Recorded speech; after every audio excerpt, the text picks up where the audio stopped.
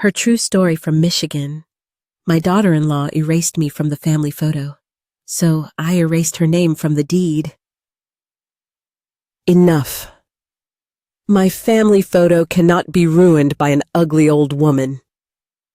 Her voice echoed like poison against the drywall. I hadn't meant to overhear it. I was just in the storage room, sorting old decorations, folding things, staying out of the way. But the words sliced through, sharp and deliberate, like they were meant to be heard. It wasn't the first cut, but it was the deepest. The first time I noticed the photo, I was sitting quietly in my armchair, a lukewarm cup of tea resting on the table beside me, and my reading glasses slipping down the bridge of my nose. It was the Sunday after Thanksgiving, cold enough for a blanket across the knees, quiet enough for thoughts to wander.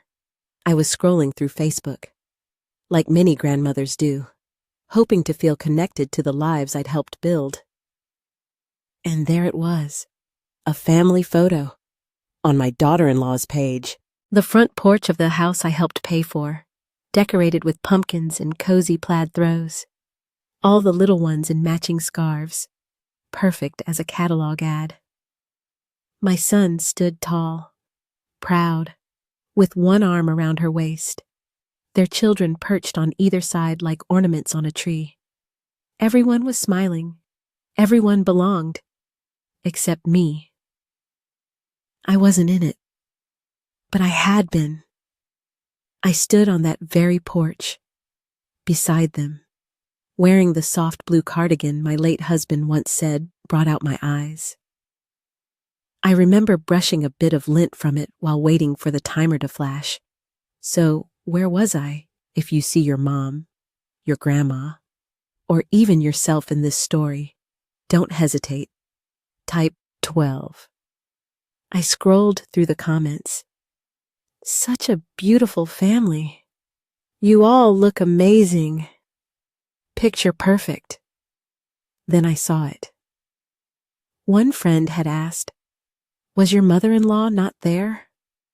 And her reply, "Oh, she was there. But she looked off in the photo. I just cropped it to keep it clean. You know how lighting is." I just stared at those words. Not angry, not sad, just hollow. It wasn't just that she cropped me out. It was how effortless it seemed, how easily she explained me away, like I had never been there at all. Still, I waited a few minutes before I called her. I don't know why. Habit, maybe, or some foolish hope that this had all been a mistake, that maybe she'd realize what she'd done. She picked up after 3 rings. "Hi, Mom," she said, chipper, too chipper. I saw the photo. I said, a pause, then a breath. Oh, that, yeah. Sorry if that upset you. It's just, well, the photo didn't flatter you. You were kind of squinting, and your cardigan made the colors look dull. I just wanted it to look clean, aesthetically pleasing. You understand. I stayed quiet. I understand you cut me out. She laughed, like it was no big deal. Don't take it personally. It's just a photo. Just a photo. I wanted to say something, anything, but I didn't, because suddenly, something inside me went quiet. This wasn't new. It had been happening for years. The birthday party where I wasn't seated at the main table. The Christmas they forgot to buy me a gift though the dog had his own stocking. The school play where my name wasn't listed among the visiting grandparents. The Mother's Day brunch no one invited me to. This photo wasn't the beginning. It was the final confirmation. I was no longer part of the picture, not just online, but in life. That night, I pulled out an old photo album, the kind that smelled of time, soft paper, bent corners, fingerprints still pressed into glossy pages. I ran my fingers over each face, each moment we once called ours. And then I reached for the deed. Before we start, please take a moment to like and subscribe. Try to watch the videos as long as possible. By watching more often, YouTube will promote these stories to a larger audience, grow your channel, and bring you more interesting things. Let's start now. Smudged edges. I ran my fingers over each one. There I was, holding my son at the hospital, his face red and wrinkled. There I was at his graduation, at his wedding, carrying platters into their first home. I had been in every photo that mattered. Until now. When I finally called my son, he sounded tired. She didn't mean anything by it. Mom, did you ask her to take me out of it? No, of course not. But you saw the edited photo. He hesitated. Yeah. And you said nothing. Another pause. Then, softer. It's not worth making a fuss over. You're being sensitive.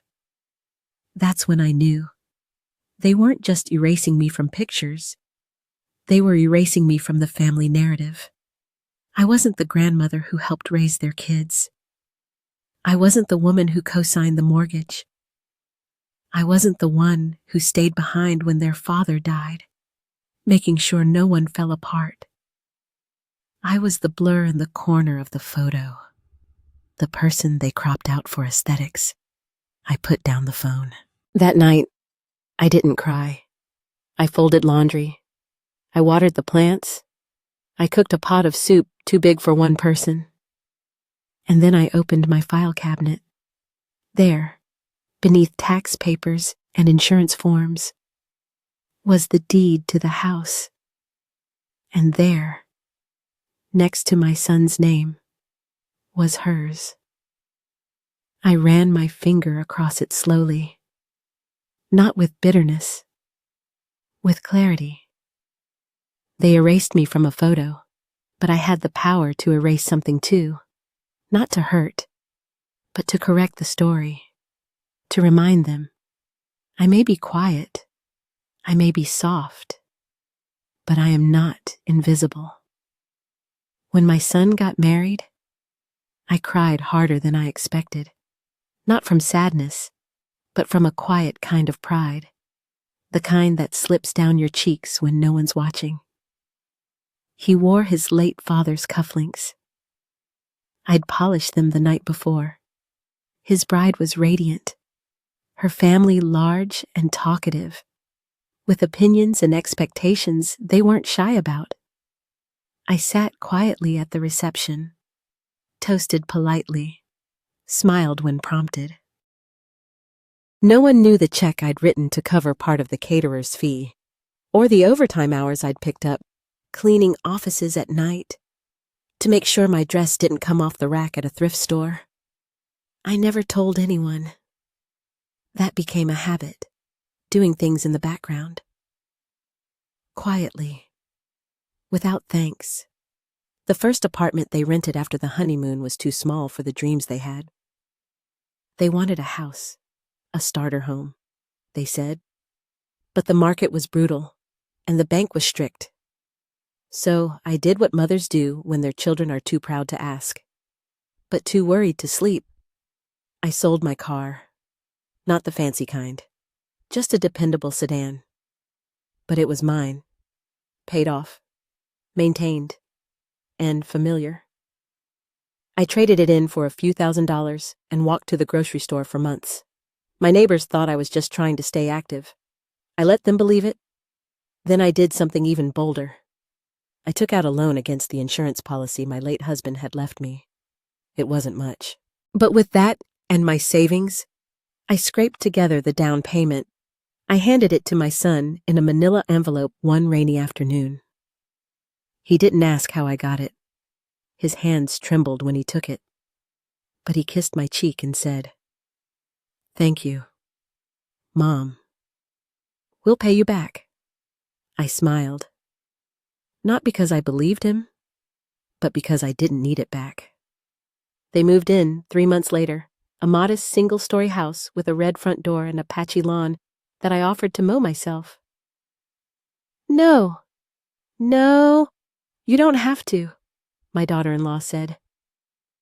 Waving me off, "We'll get someone." They never did. The grass grew long until the city sent warnings. And then my son called me. "Mom, can you check on the house this week? We're out of town." I brought my own shears and garbage bags, trimmed the hedges, picked up trash, made sure it looked like a home someone cared about. I didn't live there. I wasn't even invited to stay overnight, but I paid the property taxes every year, quietly. I stood in line at the county office, wrote the check, and never told a soul. Why? Because my name was on the deed. Not as a backup, not as a favor. I was listed as a co-owner. We had agreed if anything happened, the house wouldn't be lost. It was security, protection, a foundation for them, and a little piece for me. But that, too, was something I never spoke of. What kind of mother demands gratitude for helping her child? What kind of woman keeps score of sacrifices? Not me. I let them think they built it all themselves. That's what they needed. And for years it was enough for me. I watched from the sidelines, birthdays, anniversaries, new jobs, even the baby showers. I showed up, always with a gift, always with a dish, always just late enough not to be in the center of the photos. I told myself that was fine. I didn't want the spotlight. I just wanted a place at the table, a place in their life. But slowly, my seat kept moving further from the center, until I was outside the frame entirely. It wasn't sudden. First came the, "We're doing a smaller thing this year, just friends," explanation for a skipped holiday. Then the, "She needs space as a mom. You know how overwhelming it gets," excuse, when I wasn't called to help with the babies. Then the, "We'll drop by sometime." That never happened. And still I paid the taxes.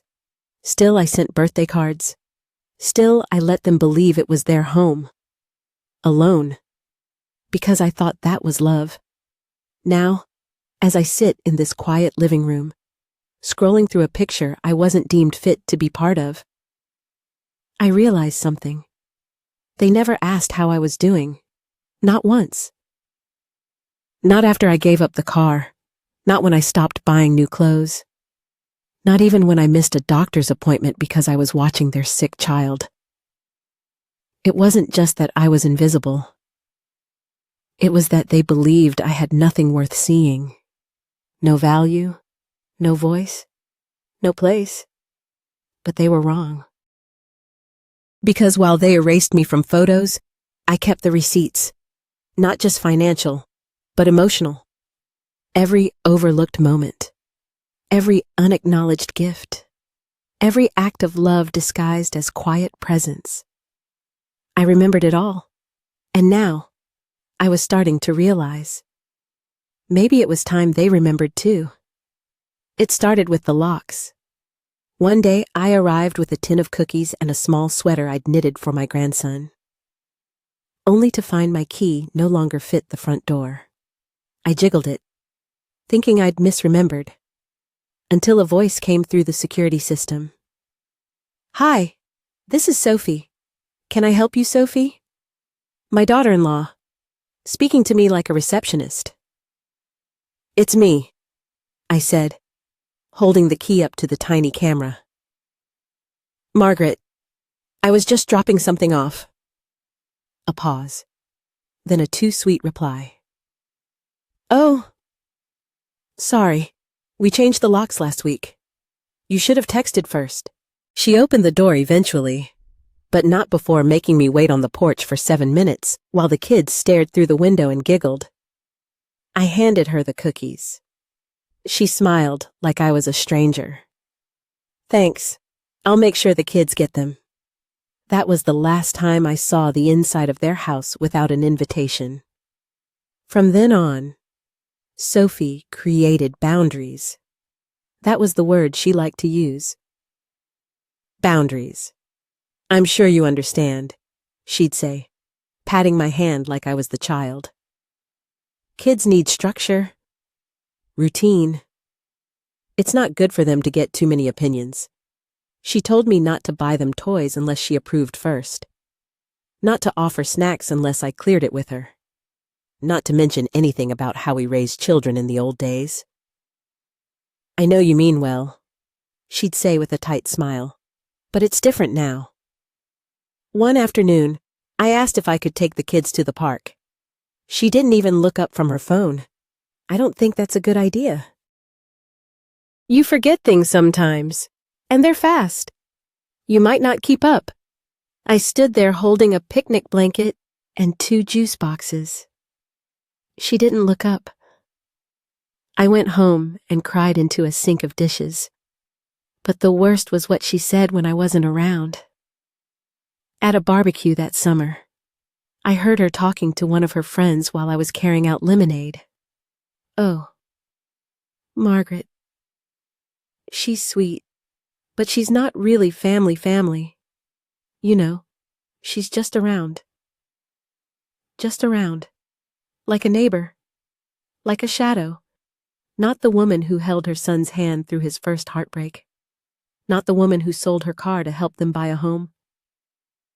Not the woman who still kept every crayon drawing their children made. No, just around. I started noticing the way she rephrased things when we were in public. When people asked about their support system, she said, "My mom helps sometimes, never me." When the school had a special person's day, she invited her yoga instructor. When the family Christmas card went out, she sent it to friends, but not to me. But the moment that broke something in me was at my granddaughter's birthday. She was turning 5. I'd bought her a necklace with a tiny gold heart, a simple piece I'd saved up for because I wanted it to be special. I showed up early, wearing a soft yellow blouse and my best smile. The front yard was full of balloons and folding chairs, but when I walked up the driveway, Sophie stepped in front of me. "Oh, Margaret," she said, blocking the gate with her body. "Today's just for the kids. We're doing a themed party. Fairies and stuff. It's all parents and classmates. I'm her grandmother," I said, voice quiet. "I know," she replied quickly, glancing toward the guests. "But we don't want to confuse the little ones with too many adults they don't recognize. It's just easier this way." I stood there with the necklace in my hand. I looked past her, at the streamers and the cupcakes and the tiny wings on the backs of the children. I saw my granddaughter twirling on the grass, laughing, and I wasn't allowed in. "I understand," I said, because I always said that. She took the necklace and said she'd give it to her later. I don't know if she ever did. I walked back to my car slowly, the afternoon sun warm on my back, but my chest cold. In the rearview mirror, I saw them all gathering for a group photo. Sophie in the center, my son beside her, my grandchildren in her arms. I wasn't in the photo. I wasn't even on the lawn. And in that moment, I realized I was no longer a mother-in-law, no longer a grandmother, no longer anything they couldn't Photoshop out. They didn't ask me to leave. They just made sure I never felt welcome enough to stay. The invitation came in a group text, an afterthought among a list of family members, friends, and neighbors. Birthday dinner for Dad, Saturday at 6 p.m. Dress smart, casual, food, drinks, and fun. No hope you can come. No looking forward to seeing you. Just a line item in a mass message like an event bulletin. But I still went, because it was her father's birthday. Because I still remembered when her family was new to mine. Because I hoped, deep down, foolishly, that maybe this time would be different. I wore a dark green dress with pearl buttons. Simple, neat, respectful. I brought a bottle of wine wrapped in ribbon and a card I'd written by hand with careful cursive like my mother taught me. When I arrived, the driveway was already full. Music drifted from the backyard and laughter poured over the fence like smoke. I walked through the side gate and stood for a moment, watching. Long tables stretched across the lawn, lights strung overhead, wine glasses catching the golden dusk. My son was at the grill. My grandchildren were chasing bubbles. Sophie was at the center, laughing loudly, radiant. No one noticed me at first. When they did, it was like an interruption. "Oh, hi," someone said. "You made it." A few polite nods.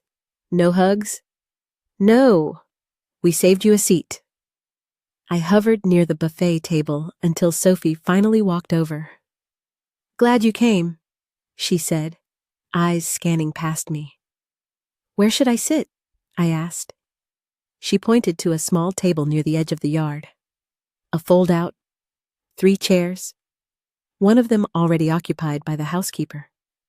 "You don't mind, do you?" Sophie asked.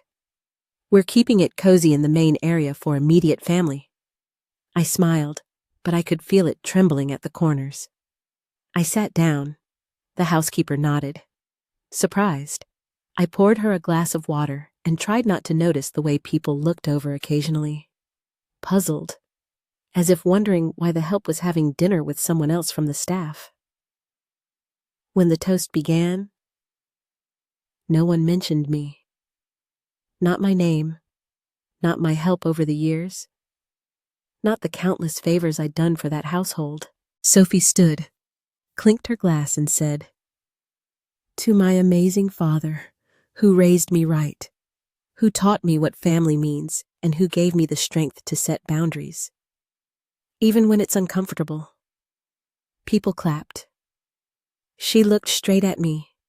Later, as dessert was being served, one of the guests, someone from her work, I think, asked quietly, "And who is that lady?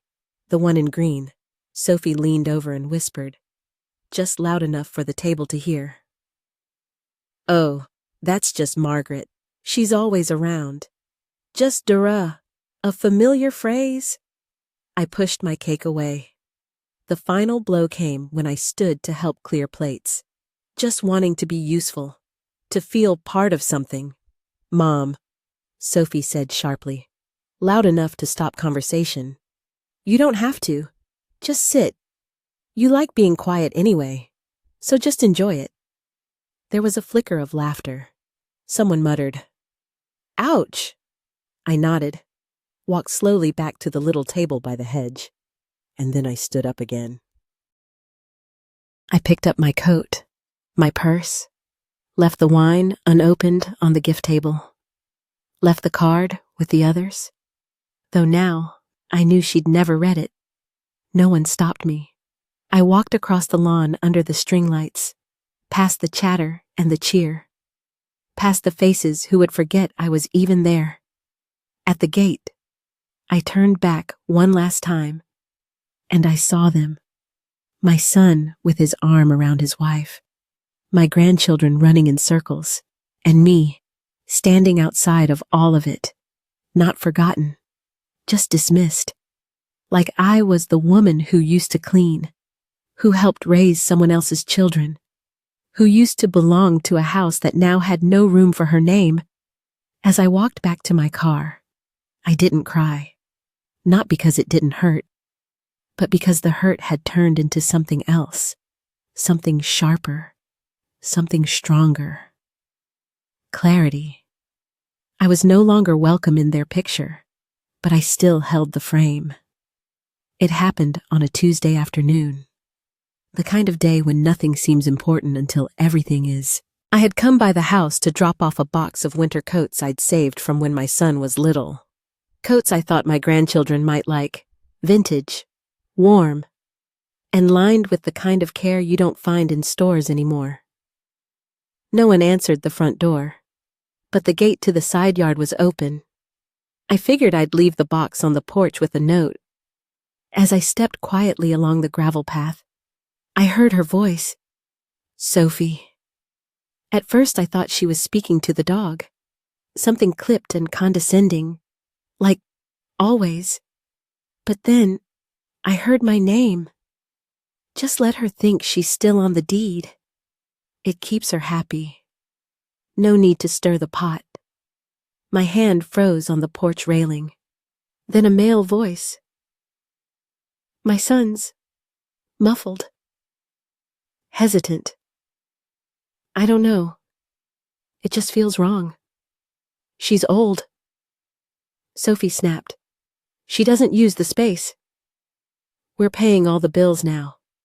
She'll be better off in a facility with people her age. Silence.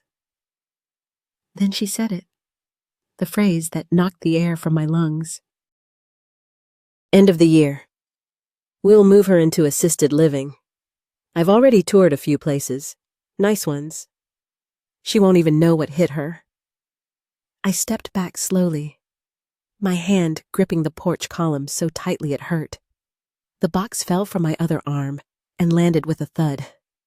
Inside. The voices stopped. I didn't wait. I turned, walked back through the gate, past the little herb garden I had planted with my grandson, past the broken paver stone I had offered to fix last spring. I didn't cry. I drove straight home. The car too quiet. The sun too bright. My hands stayed clenched at 10 and 2. My shoulders stiff with something I hadn't felt in years. Resolve. At home, I walked to the hallway closet, the one with the fireproof box. I pulled out the folder labeled property documents and sat at the kitchen table. There it was. The deed, my name in print, black ink, legal and binding. My son's name was there too. Hers was added later, in smaller type beneath his. I pulled out the spare copy, the one I had kept for myself, though I had told no one, and I picked up the phone. Henry. I said when the lawyer answered, "It's Margaret. I think it's time we had a conversation about removing someone from my property." He paused. Are you sure I've never been more? He didn't ask questions. He didn't need to. Henry was the one who helped me draft the documents years ago, who advised me to keep control even when I offered generosity. He always said, "You can give without surrendering. Be kind, not foolish." I had tried to be both. Now, I was just done. That night, I made myself a cup of chamomile tea and sat by the window. The stars were faint, the street quiet. I wasn't thinking about revenge. I wasn't thinking about winning. I was thinking about how many years I had given without asking anything back. How many holidays I spent alone so they could have their space. How many birthdays I celebrated with nothing more than a voicemail and a late card in the mail. And now they wanted to move me out like a piece of furniture. They wanted me tucked away, silent, stored. They wanted the house, the life, the legacy. But I still had the pen. They forgot that. They forgot the one thing Sophie couldn't erase with a photocrop or a closed-door party. I was still the owner, still the mother, still here. And I was done waiting for a seat at the table. I was ready to reclaim the whole room. It took less than 2 weeks to remove her name. Henry made the arrangements quietly, discreetly, with a kind of reverence that only comes from knowing the weight behind the signatures. He didn't ask why. He already knew. I sat across from him in his office, hand steady, voice calm. The papers were stacked neatly, the ink flowing dark and permanent. "There's a final clause," I said. "I want it added to the transfer." He adjusted his glasses. "Go ahead." "If I pass away," I said, pausing for just a breath, "the property will be donated to the Women's Support Shelter on 8th Street, the one that helps women start over." He looked at me for a long time. Then he nodded. "That's a bold choice." "No," I said softly. "It's the only just one." He understood. It was never about revenge. It was about returning the value of that home, the space, the safety, the roof, to someone who might actually need it. Someone who, like me once, had nowhere else to go. The house had been my sanctuary. It had been my sacrifice. And for years, I had let others treat it like a trophy. But now it would become a refuge. We signed the final documents. The notary stamped her seal, and just like that, Sophie was erased. Not from anger, not from hate, but from the page she never deserved to be on in the first place. I left Henry's office with a certified copy in my purse and a lightness in my chest I hadn't felt in years. Back home, I packed slowly. Not because I was sad, but because I was deliberate. Every drawer, every photo frame, every little dish had a memory attached. I kept only what I had brought into the house myself. My wedding ring, my needlepoint kit, a few favorite books. I left the rest for them. Let them decorate with someone else's life. As I taped the last box shut, I looked around the living room. I remembered painting those walls with my husband. I remembered rocking my baby boy to sleep in the corner by the fireplace. I remembered baking holiday cookies in that kitchen long before Sophie ever stepped foot through that door. This house had seen my best years, but it would not hold my last. I left a note on the kitchen counter, not to them, but to the shelter who would one day inherit it. This house was built on sacrifice. May it now become a place of restoration. Then I locked the door one last time. I didn't tell them I was leaving. I didn't know them that. Let them come home one day and find their key no longer fits. Let them call Henry and ask what happened. Let the silence speak louder than any confrontation ever could. Because I wasn't walking away in anger. I was walking toward freedom. I moved into a small, sunlit apartment on the other side of town. Modest, quiet, with a view of the garden and a neighbor who brought fresh bread every Tuesday. No gate codes, no cold stares, no permission needed. The first morning I woke up there. I brewed coffee and let it steep slowly. I opened the window and let the breeze in. I played Billie Holiday on an old record player I'd nearly forgotten I owned. And I smiled, because for the first time in years, I didn't feel like I was intruding on my own life.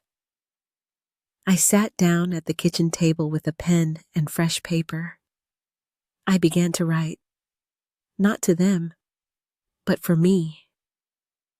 My story, my sacrifices, my truth. Because they had spent years erasing me from the narrative, now it was my turn to write the ending. And it would not be quiet. It would be strong. It would be certain. It would be mine. The apartment I rented was on the second floor of a sun-washed building near the coast. Nothing grand, a small balcony, a lemon tree out front, and neighbors who nodded hello without expecting anything more. It was perfect. The sea was just 5 blocks away. I walked there most mornings, letting the salt air settle into my lungs, grounding myself in the rhythm of waves and seagulls and strangers who didn't know my name and didn't need to. No one asked me where I'd come from. No one asked who I belonged to. And I found that liberating at the market. I ran into Nancy, an old friend from the library board I'd served on decades ago. We exchanged polite surprises, and before I knew it, she was inviting me to Tuesday tea with her circle of retired teachers and widows. I went once, and then I never stopped. We sat in sunrooms sipping chamomile, trading stories that had waited too long to be told. Stories of husbands who forgot anniversaries, of children who forgot phone calls, of dreams we tucked away in drawers for decades. We laughed. We swore sometimes. We reminded each other that our softness had always been a choice, not a weakness.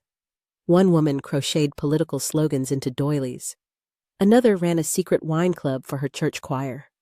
We were old, yes, but we were not gone. Back home, I began stretching in the morning. Nothing fancy, just gentle movement to keep my joints awake. I played soft music and lit lavender candles. I cooked full meals, even if I ate them alone. I wasn't lonely, for the first time in years. My time was my own. I didn't wait for calls that never came. I didn't check the mailbox for belated invitations or thank you notes that never arrived. Instead, I wrote. I opened a blank journal and filled it page after page with memories I had carried in silence for too long. The nights I slept with one ear open when my son had a fever. The weeks I skipped meals so he could go to summer camp. The moment I handed over a check for a down payment without asking anything in return. I wrote it all. Not for pity, not for applause, but to remind myself I was there. I mattered. I loved. And they didn't get to erase that. The journal grew thick.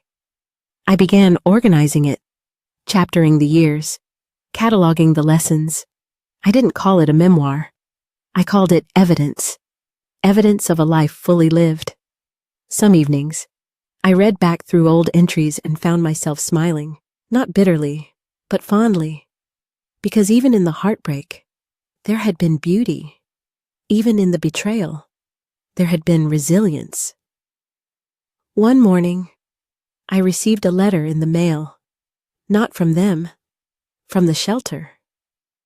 They thanked me, not just for the future donation, but for the note I'd left. A house built on sacrifice, a place of restoration. They said they'd read it aloud in a staff meeting. One of the younger caseworkers cried. That meant more to me than any holiday card or forced apology ever could. Somewhere out there, a woman might sleep soundly one day because of the choices I made. A child might have a warm room in a quiet corner to read in. That was enough. More than enough. On Sunday afternoons, I now bake bread. The smell reminds me of my own mother. Her hands flour-dusted and patient. I write her name in my journal, too. Agnes. Because she was the first woman who taught me that silence can be holy. But it should never be mistaken for surrender. I'm not angry anymore. I'm not waiting anymore. I am just here, in my own space, in my own rhythm, in my own life. And for the first time in a very, very long time, I am not afraid to take up space in it. The envelope arrived on a Thursday morning, thick and official. It was addressed to my son, sent by Henry, the lawyer who had once helped us set up the original property deed. The same lawyer now carrying out my final act of clarity. Inside were 3 items. The first, a newly certified certificate of land use rights. My name stood alone now. Sophie's name was gone. Legally. Permanently. The second, a notarized transfer of ownership contract, stipulating that upon my death, The house would be gifted in full to the women's support shelter. It was airtight, signed, sealed, and untouchable. The third, a letter, handwritten. No bitterness in its ink, just quiet truth. I once stood behind that house, behind its mortgage, behind its upkeep, behind its holidays and repairs and quiet safety, behind every memory they now try to curate without me. But I no longer stand behind anyone. I stand on my own, and I do not ask to be seen. I simply insist on no longer being erased. I don't know what my son did when he read it. I don't know what Sophie said when she realized her name no longer mattered, not in the legal documents, not in the narrative, not in the legacy. But I know what I did. I brewed tea, I lit a candle, and I opened my window to let in the salt air. Knowing the house I once gave everything to, now belonged to a future of healing. Not entitlement.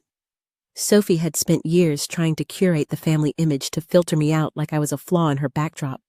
But legal ink doesn't smudge like digital pixels. This time, I was the editor, and this edit, it was final. Not cruel, not vengeful, just true. Because I didn't take anything back. I didn't demand repayment. I didn't drag them through court. I simply reclaimed my space, my name, my voice, my worth. I didn't burn the house down. I just took back the match and walked away. Weeks passed. The calls didn't come. I wasn't surprised. I had stopped expecting apologies long ago. What I didn't expect, though, was the letter. It arrived in a plain envelope, no return address, only my name, carefully written in handwriting I hadn't seen in years. Inside was a single sheet of lined paper. My son's handwriting. Mom. I don't know how to start this. Sophie is furious, as I'm sure you guessed. She says you embarrassed her, that you made a scene without ever showing up. But I know better. You didn't make a scene. You made a decision, and maybe that's what hurts most. How clean and silent it was. How powerful. I went through the documents. Everything checks out. Everything's legal. Henry made sure of it. I guess I always knew your name was there, but I didn't realize what it meant. Not until it disappeared from our lives in every other way. I've been thinking about all the things I never asked you, like how you managed after Dad died, how you paid for things without ever letting me see the strain. How many times you said, "I'm fine," when you weren't.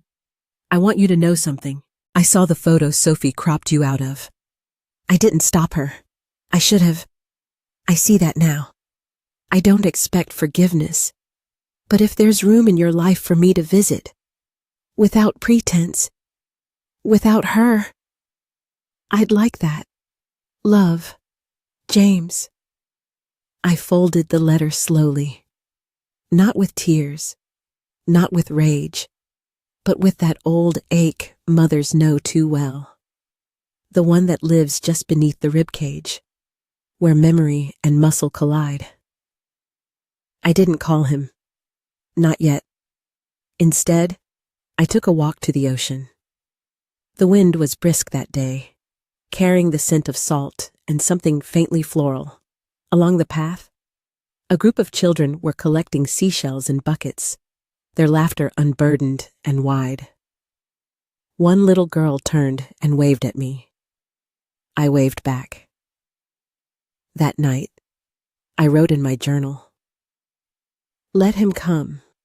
Let him walk the path back, if he's willing. But I will not meet him in the place where I once begged to be seen. I will be here, whole, steady, already home." The next week, a volunteer from the shelter stopped by my apartment. She was young, early 20s maybe, and she held a clipboard nervously as she stood at my door. "I just wanted to say thank you," she said. For the donation. For the house. We're renovating it now. Making room for mothers with children. A fresh start. I invited her in. Poured her tea. She asked why I gave them the house, and I said simply, because no one should be made to feel like a guest in their own life. She wrote that down. A few days later, I visited the house, quietly. The curtains were new. The lawn was mowed. The door, once locked to me, stood wide open. Inside, women moved gently through the space, setting tables, folding laundry, guiding toddlers with soft voices and warm eyes. No one asked who I was. I just stood for a moment in the hallway, near the spot where Sophie once told me to stay quiet. And I listened, not for shouting, not for conflict, but for peace. And I heard it, the soft hum of safety, the rhythm of women rebuilding, the echo of silence that no longer meant exile, but ease. That night, I baked 2 loaves of banana bread.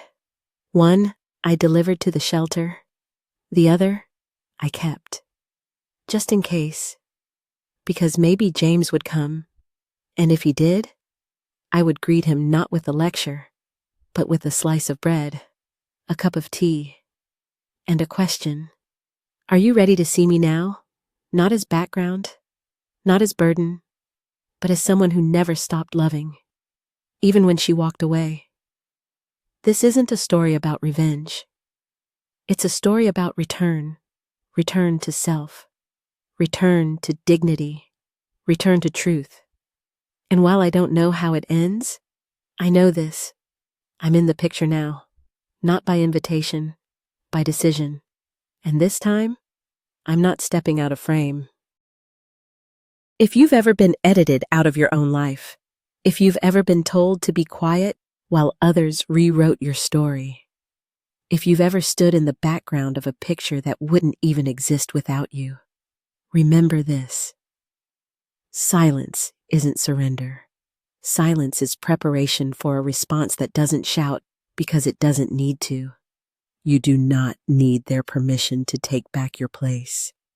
You only need your own truth. Subscribe to Grandma True Stories, where the forgotten get the last word and the quiet finally speak. Because when a grandma tells her story, the world listens.